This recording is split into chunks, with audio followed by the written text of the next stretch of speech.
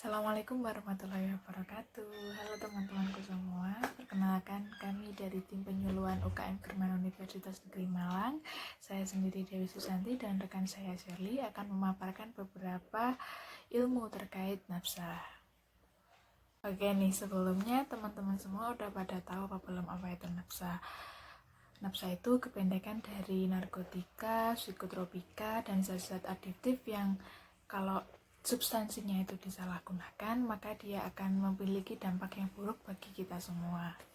Yang akan kita bahas itu yang harus kita garis bawahi ini ya, itu penyalahgunaan dari nafsa itu sendiri. Kenapa kalau bisa disalahgunakan? Apa yang menyebabkan seseorang bisa menyalahgunakan nafsa dan apa dampaknya bagi kita atau orang yang mengkonsumsi dan menyalahgunakan nafsa secara sosial.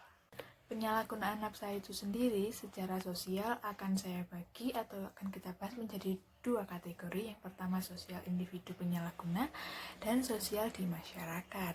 Kalau kita bahas yang pertama dulu ya.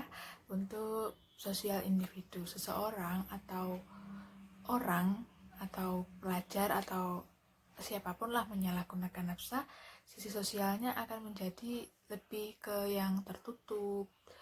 Dia itu mencari kebahagiaannya hanya untuk dirinya sendiri, padahal secara harfiahnya kebahagiaan itu harusnya output juga keluar, dan kebahagiaan itu nyata dia lakukan dan dia temui, dan fisiknya itu juga bahagia. Kalau penyalahguna nafsa sendiri, dia itu bahagianya bahagia milik dia sendiri. Maksudnya kalau dia bahagia itu bahagia di otaknya aja gitu loh, tidak secara purenya di kegiatan kehidupan nyatanya tuh dia bahagia, dia tertawa atau dia bercengkrama dengan orang lain dia juga bahagia. Itu menurut yang saya baca tidak demikian.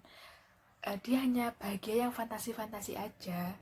Nah, selain itu kalau dari penyalahgunaan nafsa untuk individunya sendiri itu menurut yang saya baca juga lebih ke tertutup, introvert, atau dia jarang berkomunikasi ataupun berinteraksi dengan orang lain. Padahal secara tujuan atau definisinya manusia itu kan merupakan makhluk yang sosial, dia membutuhkan interaksi dengan orang lain. Kalau penyalahgunaan nafsa ini dia akan berinteraksi dengan siklus atau frekuensi yang sama dengan mereka. Jadi siklusnya itu siklus yang tidak sehat, di mana rekan-rekannya, teman-temannya itu ya orang-orang yang menyalahgunakan nafsa. Jadi dia mengerucut ke pertemanan yang lebih sempit yang sama-sama menggunakan atau menyalahgunakan nafsa. Padahal itu sangat-sangat tidak baik dan merugikan diri sendiri tanpa dia sadari. Nah, selain itu nafsa sendiri juga akan merusak kesehatan yang kalau kadar penggunaan dan taraf penggunaannya dalam waktu yang cukup lama atau kontinu terus-menerus, maka efeknya bisa menjadi sangat fatal, bisa meninggal, bisa mengakibatkan depresi yang berkelanjutan, gila, organ-organ tubuhnya menjadi tidak sehat bahkan rusak.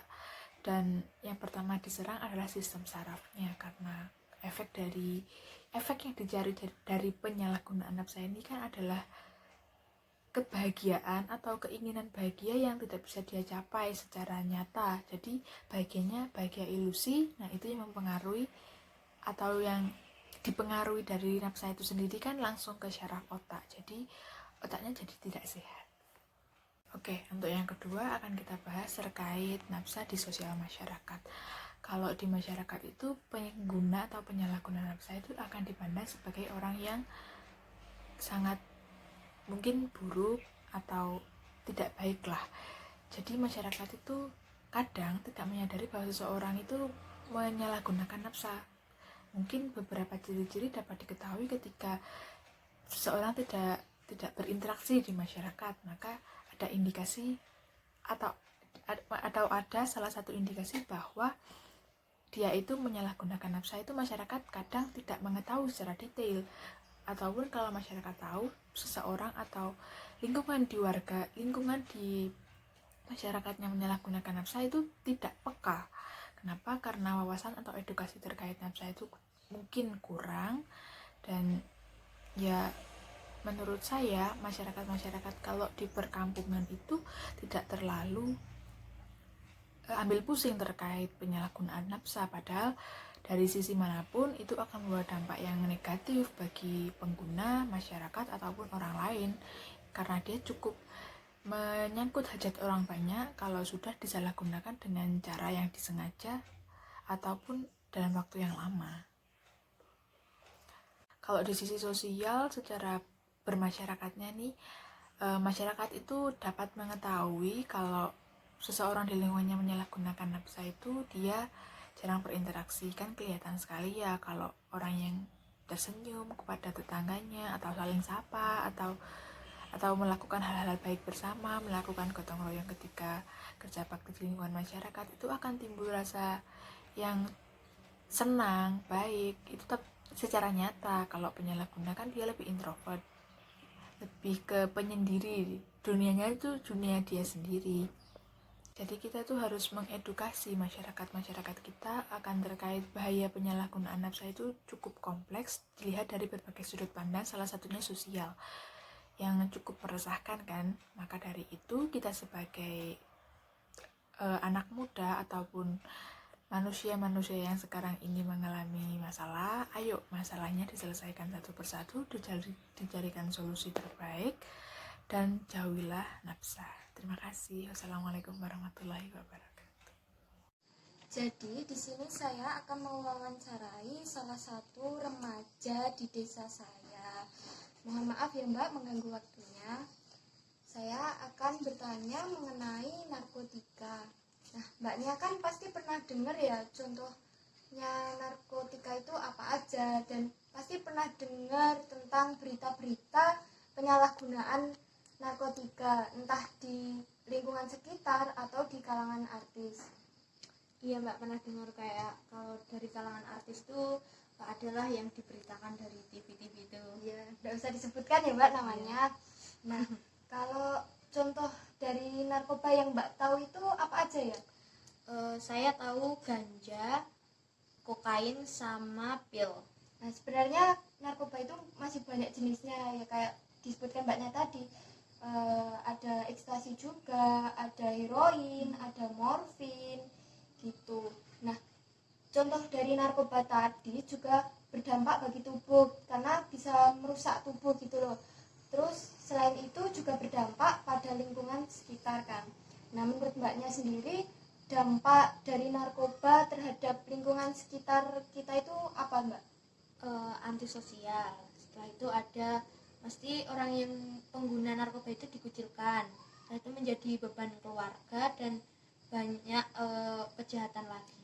Ya, maksudnya kalau antisosial itu dia berdiam diri gitu ya, di rumah tidak mau keluar atau di kamar gitu. Kalau menimbulkan kejahatan itu apa seperti menghalalkan segala cara untuk mendapatkan atau membeli narkoba lagi, seperti mencuri gitu ya Mbak ya? Ya. Nah, untuk cara menanggulanginya agar terhindar dari narkoba itu gimana menurut Mbaknya? Menurut saya kita lebih mendekatkan diri pada Maha Kuasa.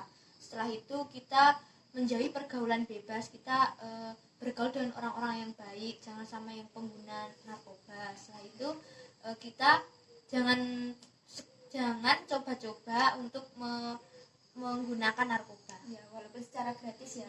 Ya, selain itu juga mungkin juga bisa memanfaatkan waktu luang untuk kegiatan positif ya Mbak, seperti berolahraga atau berkumpul dengan keluarga, belajar gitu. Selain itu kalau merasa stres atau banyak beban atau masalah itu jangan pernah sekali-sekali menggunakan narkoba. Sekian, terima kasih ya Mbak ya. Ya, sama-sama.